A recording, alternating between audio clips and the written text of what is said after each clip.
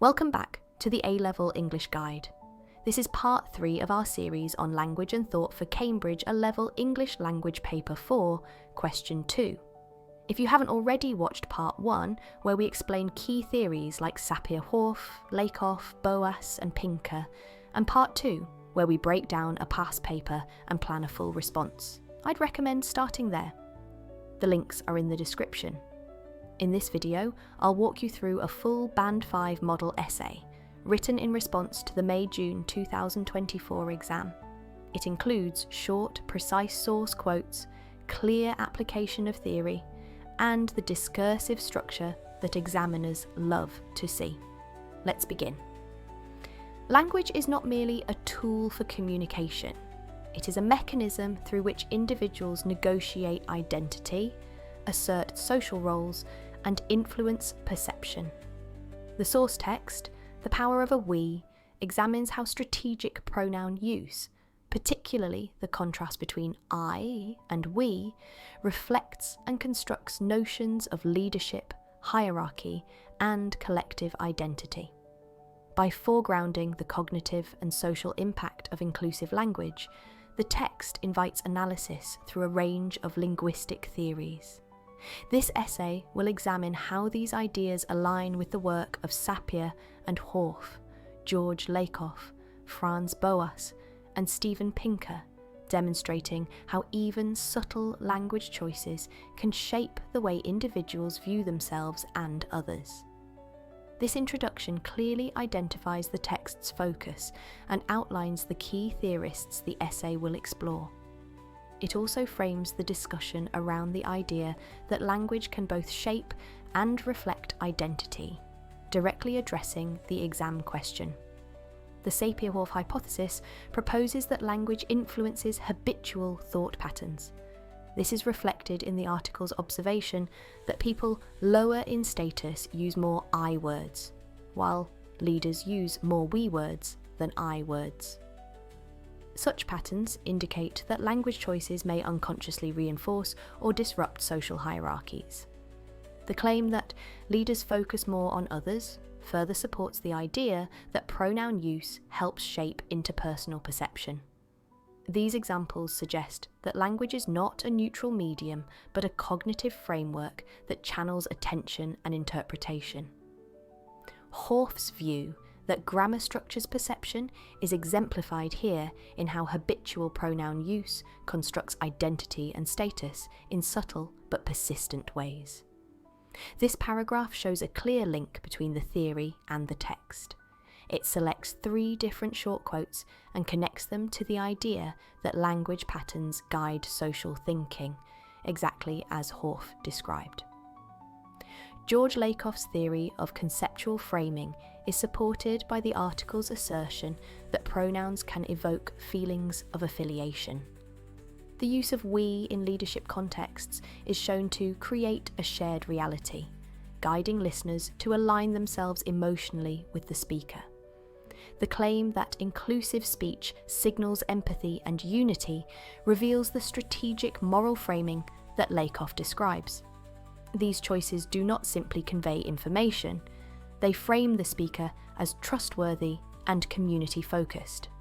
For Lakoff, linguistic framing operates beneath conscious awareness, shaping moral judgments and social interpretations.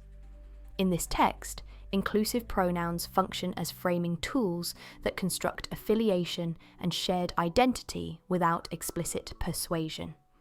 This paragraph uses 3 precise quotes to demonstrate how inclusive pronouns don't just inform, they emotionally frame the speaker.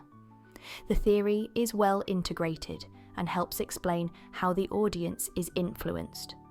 Boas believed that language reflects a culture's conceptual categories and priorities. The article illustrates this through its statement that pronouns carry social signals, and its observation that people higher in status tend to use more collective forms. These examples reveal a cultural preference for humility and alignment in leadership discourse. When the article claims that inclusive language reflects social awareness, it further affirms Boas's view that language mirrors institutional values. In professional or political contexts, pronoun choices signal adherence to broader social expectations. Boas would argue that this is not merely linguistic style. It is a reflection of what a society rewards in those who hold power. This paragraph clearly supports Boas's theory that language mirrors culture. The three unique quotes are short and precisely tied to the idea that pronoun use reflects shared values about leadership. Steven Pinker challenges the idea that language shapes thought, arguing instead that language expresses pre-existing intent. The article notes that people can learn to use inclusive language, implying that pronoun use can be consciously adjusted.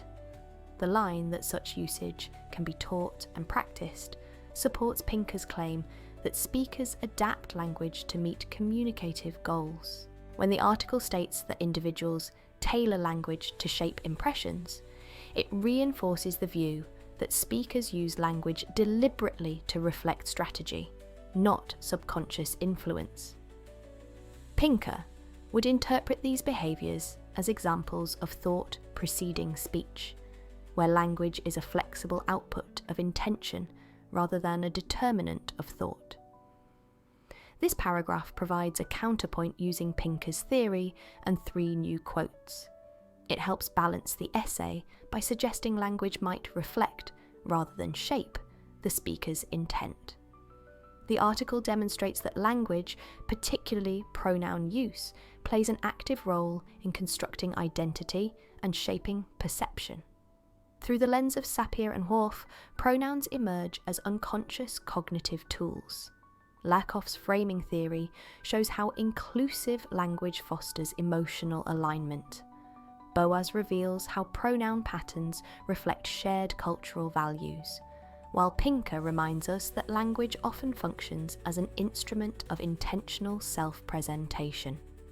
Together, these perspectives highlight how even the smallest linguistic choices can reflect and reshape the way individuals think about themselves and others. The conclusion restates the core argument without introducing new quotes. It briefly summarises the theories and makes clear that language shapes both thought and identity.